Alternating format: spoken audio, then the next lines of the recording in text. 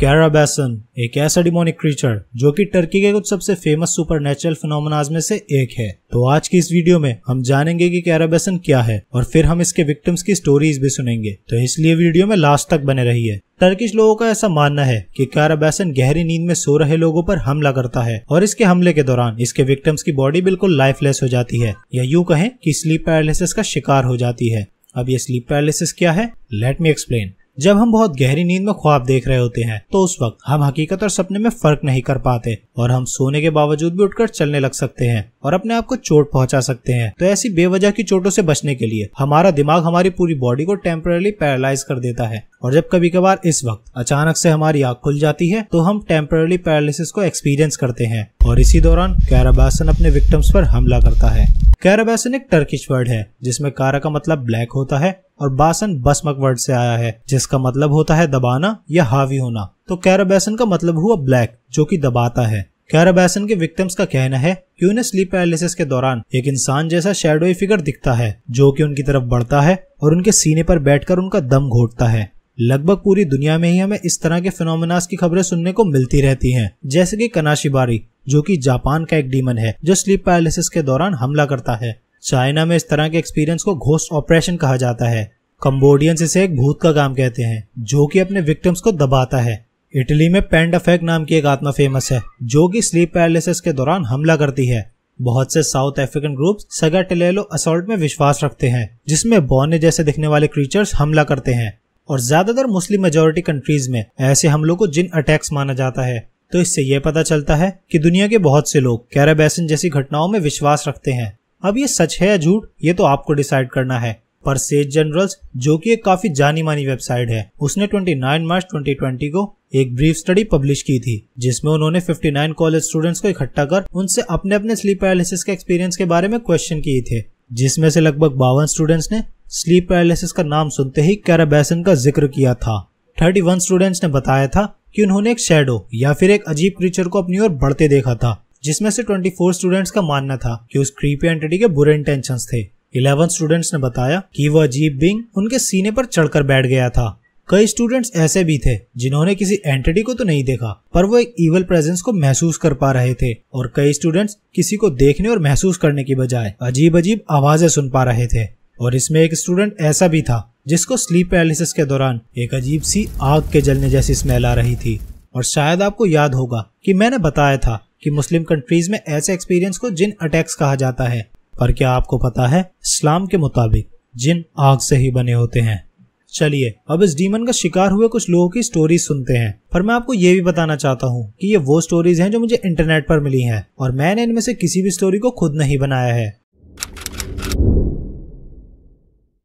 हमारी पहली विक्टिम का नाम है ज़ैनब, जिसकी एज 23 इयर्स थी। ज़ैनब अपनी जिंदगी में लगभग 5 बार स्लीप पैरालिसिस एक्सपीरियंस कर चुकी है और उसने सबसे पहले कैराबैसन के बारे में अपनी ग्रैंड मदर से सुना था, और उस वक्त इसकी उम्र 7 साल थी। ज़ैनब का कहना था कि वो एसपी तब एक्सपीरियंस करती है जब वो एंशियस, अपसेट या फिर स्ट्रेस होती है। वैसे तो एसपी के दौरान ज़ैनब को कई बार अजीब चीजें दिखी है, पर आखिरी बार उसने स्लीप पैरालिसिस के बीच जो एक्सपीरियंस किया था वो सबसे ज्यादा स्कैरी था। ज़ैनब की अचानक आँख खुलती है और वो अपने शरीर को बिल्कुल हिला नहीं पाती और उसे ऐसा लगता है कि शायद वो हमेशा के लिए पैरालाइज हो गई है। पर सडनली वो देखती है उसके सामने एक स्कैरी लुकिंग वुमन आ गई है। ज़ैनब उसको देखते ही समझ गई कि ये कैराबैसन है। उस बीइंग के पास एक बहुत अजीब सी स्मेल आ रही थी और उसका चेहरा भी जला हुआ था। ज़ैनब अभी शॉक में ही थी कि अचानक वो एंटिटी क्रीपी वॉइस में ज़ैनब को आवाज लगाने लगी। ज़ैनब कन्विंस हो गई थी कि इस एंटिटी के सिर्फ टच करने से ही वो भी इसी वुमन की तरह ट्रांसफॉर्म हो जाएगी। ज़ैनब जब पैरालिसिस से बाहर निकली तो उसने अपने पेरेंट्स को इसके बारे में बताया, तो उन्होंने ज़ैनब को एक साइकेट्रिस्ट और इस्लामिक प्रीस्ट को कंसल्ट करने को कहा, जिसको ज़ैनब ने माना भी, और अब वो हमेशा सोने से पहले अपने रिलीजियस स्क्रिप्चर्स को रिसाइट करके सोती है।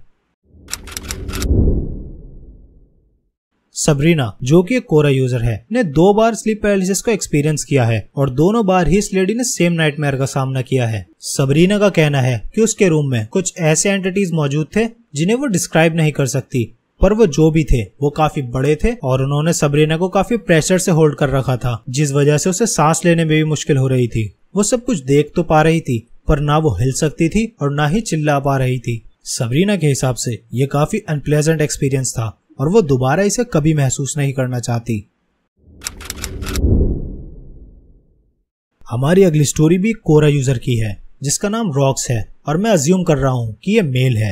रॉक्स बचपन से ही स्लीप पैरालिसिस एक्सपीरियंस करता आया है, तो उसने एसपी को काफी स्टडी भी किया है और उसे पता था कि इन एपिसोड्स में ब्रेन अजीब अजीब हेलुसिनेशंस दिखाता रहता है, पर जो उसने लास्ट टाइम एक्सपीरियंस किया वो बहुत अलग था। रॉक्स एक ऐसे प्रोजेक्ट पर काम कर रहा था जिसकी डेडलाइन बहुत नजदीक थी, तो वो रात को 3 बजे जब सोने गया तो उसको 5 बजे फिर से उठकर उसी प्रोजेक्ट पर काम करना था। अब क्योंकि उसकी बॉडी बहुत टायर्ड थी और उसका दिमाग फिर भी प्रोजेक्ट के बारे में सोच रहा था, तो वो धीरे धीरे खुद ही पैरालाइज कंडीशन में पहुंच गया। पर क्योंकि वो इस चीज में काफी एक्सपीरियंस था, तो उसने अपनी ब्रीदिंग को कंट्रोल किया और अपनी बॉडी को हिलाना चाहा, पर वो नहीं हिल पाया। और जब वो ये सब कर रहा था तो अचानक से ही उसे अजीब अजीब आवाजें सुनाई देने लगी और उसे महसूस हुआ कि कोई उसके बेड पर बैठा है और उसके पैर को टच कर रहा है। रॉक्स फिंगर को अपने पैरों से अपने फेस की ओर मूव करता हुआ महसूस कर पा रहा था और साथ ही वो अजीब आवाजें और भी ज्यादा तेज होती जा रही थी। पर एसपी की वजह से रॉक्स उस एंटिटी को मुड़कर देख नहीं पाया और जब वो इस पैरालिसिस से बाहर निकला तो वो बहुत ज्यादा डर गया था। इस विक्टिम का नाम सोमव्या है और जब एक बार सोमव्या अपनी कंपनी के गेस्ट हाउस में 1 महीने के लिए रुकी थी तो उसने कुछ ऐसा एक्सपीरियंस किया जिसे शायद वो कभी भूल नहीं पाएगी। नॉर्मली सोमव्या अपनी एक कलीग के साथ रहती थी, पर एक बार उसकी कलीग किसी काम से सुबह सुबह घर से चली गई, तो सोमव्या ने घर को लॉक किया और फिर वो दोबारा सोने चली गई और इसी वक्त उसकी बॉडी पैरालाइज कंडीशन में चली गई। अब सोमव्या मूव तो कर नहीं पा रही थी, पर वो अपने रूम में एक इवल प्रेजेंस को महसूस कर पा रही थी। एक टॉल फ्रेम फिगर उसकी डायरेक्शन में बढ़ रहा था और वो हिलना तो दूर बल्कि अपने मुंह से कुछ बोल भी नहीं पा रही थी। जब सोमव्या स्लीप पैरालिसिस से बाहर आई तो वो समझ नहीं पा रही थी कि उसने जिस एंटिटी को महसूस किया वो क्या था। इस स्टोरी के नरेटर का नाम किरण है और किरण ने सिर्फ एक ही बार एसपी को एक्सपीरियंस किया है और ये बात तब की है जब वो दुबई में रह रही थी। किरण अपनी जॉब से घर आई थी और वो काफी टायर्ड थी, तो उसने क्विक नैप लेने का सोचा। अब जब सोते हुए उसे कुछ देर हो गई थी तो उसे ऐसा लगा कि उसकी आंख खुल गई है, पर जब उसने उठने की कोशिश की तो वो अपनी उंगली तक नहीं हिला पा रही थी। जब किरण ने अपनी आंखें ठीक से खोली तो उसने देखा कि उसके सीने पर एक ओल्ड लेडी अपना मुंह रखे हुए है। उसे देखकर ऐसा लगा कि मानो वो ओल्ड लेडी उसके ऊपर ही लेटी हो। किरण के अकॉर्डिंग उस ओल्ड लेडी का फेस बहुत स्कैरी था और उस पर बहुत ज्यादा झुर्रियां थीं और उसके बाल बिल्कुल सफेद थे। ये सब देखकर किरण अपनी पूरी ताकत लगाकर चीखी, पर उसके मुंह से हल्की सी भी आवाज बाहर नहीं निकल पाई। थोड़ी देर और इसी कंडीशन में रहने के बाद किरण मूव कर पाई और स्लीप पैरालिसिस से बाहर निकल पाई। अभी एक और स्टोरी है जो किसी डिमोनिक क्रीचर से रिलेटेड तो नहीं है, पर मुझे इंटरेस्टिंग लगी तो मैंने वीडियो में डाल दी। इस नरेटर का नाम डशका है और ये फ्रीक्वेंटली स्लीप पैरालिसिस का सामना करती रहती है, पर इसका लास्ट टाइम का एक्सपीरियंस काफी स्कैरी और स्वीट दोनों है। तो एक बार डशका अपने बॉयफ्रेंड का वेट कर रही थी, पर उसके बॉयफ्रेंड ने उसे टेक्स्ट करके बताया कि उसे आने में देर हो जाएगी, तो डशका ये जानकर सो गई। पर जब देर रात को उसकी आंख खुली तो उसे पता लगा कि वो पैरालाइज कंडीशन में है और वो किसी आदमी को अपने पास खड़ा हुआ महसूस कर पा रही है।